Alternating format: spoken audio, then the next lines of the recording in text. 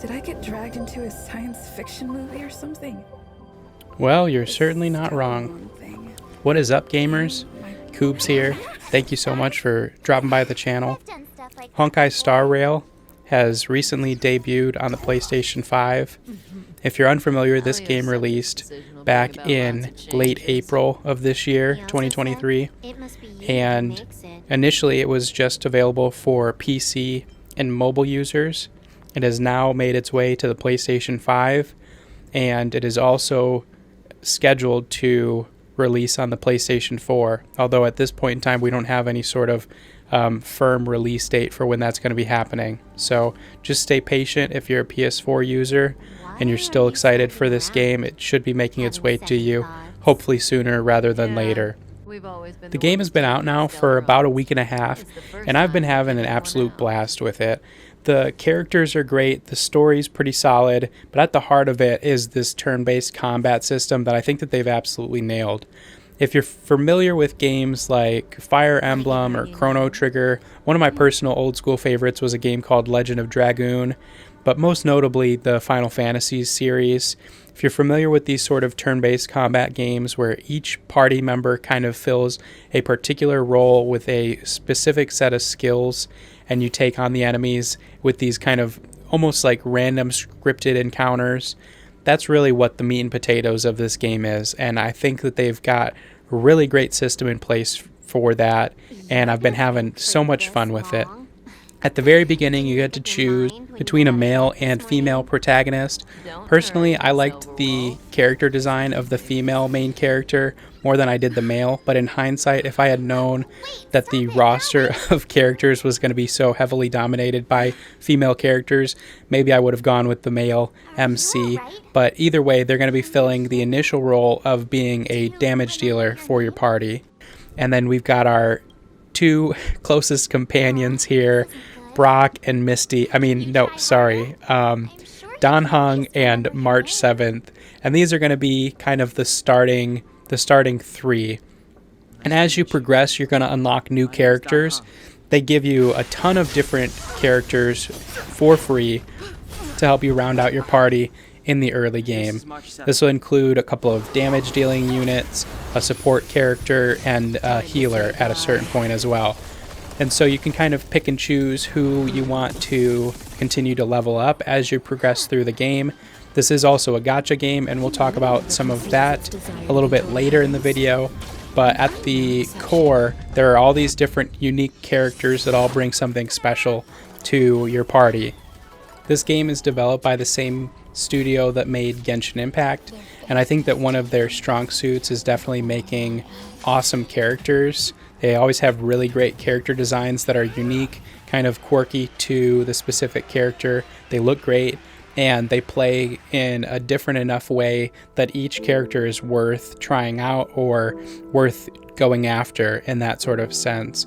I think that they've actually done a really wonderful job with the art direction. You can see just kind of some still images that they present throughout, and I think that the artwork is just absolutely spectacular for this one.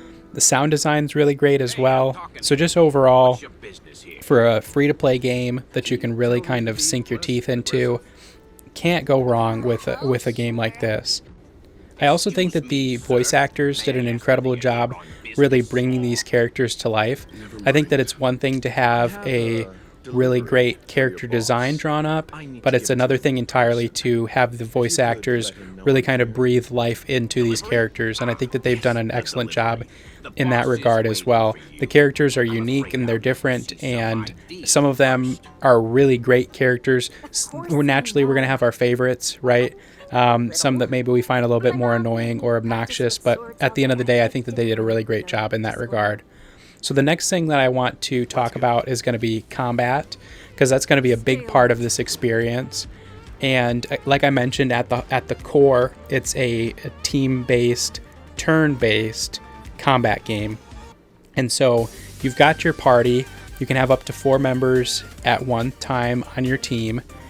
You want to have, typically, you want to have at least one character who can kind of support your party in maybe giving you some sort of a buff to your characters, to their attack, to their speed, maybe to their critical damage, or energy recharge rate, which are all different things that are going to help you be a little bit more efficient when it comes to combat. You probably want to have somebody who can keep the party alive, so whether that's going to be a healer or maybe somebody who can give the team shields and kind of draw aggro of the enemy monsters, and then maybe 1 or 2 damage dealers. As you progress, you might want to kind of transition to having maybe 2 support units and 1 main damage dealer, or maybe having 2 sustain units that the community likes to call them. So maybe having a tank and a healer and a support character, and then having your main damage dealer. But really, the fun of it is kind of figuring out what sort of parties gel and mesh, and which characters can kind of help each other become better. You have your basic attack, so every character has a basic attack that they can do. And then we also have our skill and our ultimate. So right here we're using our ultimate on this character. This is Himiko, and so she has this big like orbital satellite that just drops a bomb basically and fries the opponents. And then each character, like I mentioned, has a unique skill. So if you're playing as a healer, like Natasha here, she can use her ability to heal, and at a certain point you can also remove a debuff from a party member by using that ability.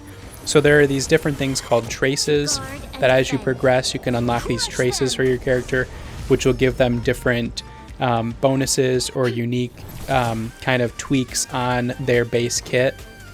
And so overall, just a lot of engaging decisions to be made when it comes to the combat of the game, which I think is really awesome. Now, as I mentioned earlier, this is a gacha game, and so with that in mind, you're going to have different banners that you can pull on in order to get your specific characters. So it's really going to come down to what units you get from these different banners that are going to kind of build out your team. Now, the first image that I showed there was the beginner banner, and basically for your first 40 pulls, because it costs you 8 tickets to get 10, basically you put 8 tickets into the dispenser, you get 10 items out. So within your first 40 pulls, you're guaranteed to get a 5-star character. And then there's also the special banner. And so this was me pulling on the special banner. When it comes to the 5-star unit, you have a 50-50 chance, basically a coin flip, to get that featured character. So we lost our 50-50, and that's how we got our Himiko.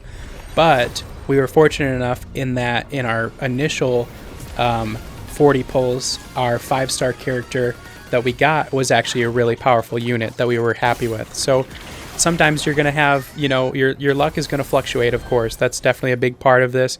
You could really nail your 50-50s and get the character that's being featured the very first time, and you could have a really strong account as a free-to-play player, but you might also have really terrible luck sometimes. And so that's kind of the nature of the game. That might be appealing to some people, it might be off-putting to others.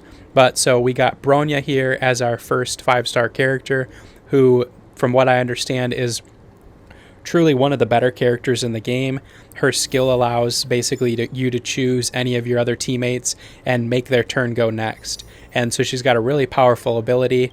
And then there are also these things called light cones. Essentially, the light cones are kind of like your weapon for your character. So it's going to increase your HP as well as your attack and defense. And then they all have unique properties to them that are going to maybe buff your damage output or your energy regen. Maybe they allow you to boost an ally's attack by a certain percentage when you use your skill on them, different things like that. So that's kind of what the light cones are doing. And then, like I mentioned, there's the special banner that's running, and so if you lose your first 50-50, if you lose that first coin flip, you are guaranteed to get the special banner character the next time that you pull a 5-star. So I was still able to get the unique character Jing Liu, who was in the initial release banner for the PlayStation 5 version, which is a really awesome damage dealing unit that I was really excited about. But now I don't have very many resources to pull for the future banners that might be coming until I really kind of like play a little bit more and save up some of my what they call Stellar Jade, which is what you use to buy the tickets to pull the different characters. But so that kind of goes over a little bit of the gacha system. There have been awesome events going on. This is a glimpse of the event that's going on right now called Ethereum Wars, which is basically kind of like Pokemon, if you will. You have these different units that you kind of collect and then build up. And then there's going to be a new character coming in about a week from the release of this video. So just tons of things to look forward to. In the background here, I've got a couple of codes for some free Stellar Jade. So those will be on screen. They're also in the description of the video, just in case you don't feel like pausing it here. But you can get about 100 free Stellar Jade by putting in these new codes that they have going on right now. Don't know how long these will last, so definitely, hopefully you're here sooner rather than later at the time of release of this video. But yeah, overall, really having an absolute blast with it. I think it's really well worth your time to at least check out, see if it's for you, see if it's something that you can find yourself enjoying. I do think that if you're gonna go free to play, you can have a blast with it. You just kind of have to have some patience and try to keep like a positive mindset about things. You can get really great characters being a free to play player. You can also they have like basically like a daily bonus that you can pick up for like $5. Maybe that's worth it for you. There's also a battle pass that gives you some extra resources for leveling up. Maybe that's worth it for you. But I do think that the rates for if you're going to put money into the game in order to get Stellar Jade, in order to get more tickets, I think they're a little bit high, personally. In the background here, this is just a little spot that I found where you can get some free materials. So if you're already playing the game and you didn't know about this, go check this guy out. You can basically pick up these packages, and they've got some random materials inside, and that might help you out. So overall, 2 thumbs up from Koobs. Really been enjoying my time with it. Hopefully you go check it out as well. I want to thank you so much for stopping by. Hopefully you enjoyed the video. Leave a thumbs up if you don't mind, so that other people can see this, maybe get those free codes as well. But thank you. I have been and always will be Koobs. Peace and love, gamers. My heart